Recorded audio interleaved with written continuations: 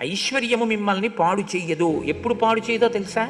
నేను ఇది కూడా ఆయనకి చెందిన వారము అని మీరన్నంతకాలం మిమ్మల్ని ఏమీ పాడు చేయదు.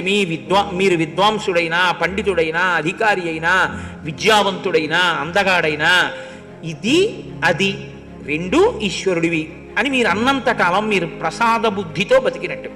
ఎప్పుడైనా నాది అంటేనే ప్రమాదం వచ్చేస్తుంది. నువ్వు ఎప్పుడు బయటికి పోతావు? ఈశ్వరుడు ఇచ్చిన దాంట్లోంచి నాదంటే పోతావు. నాదనకుండా ఆయిందండి అంటూ ఉండు. కోట్లకి కోట్లు ఉండని, నీకేమీ బాధ లేదు. నువ్వు అభ్యున్నతిలో కడతావు. ఇంకా విపరీతమైన పాండిత్యం ఉంది. నాదేంటండి ఇదంతా ఈశ్వరుడు ఇచ్చిన వాక్కను. ఏమీ పాడవు. గొప్ప అందగాడివి. నా అందం ఏమిటండి? ఈశ్వరుడు ఇచ్చిన అందం అండి. అను ఏమీ పాడవు. గొప్ప అధికారివి. నాదేముందండి? ఈశ్వరుడు ఇచ్చిన అధికారం. నాదా గొప్పతనం అనండి. మీరేం పాడవరు. ఏదైనా నాదనండి, బయటికి దోహేస్తారు.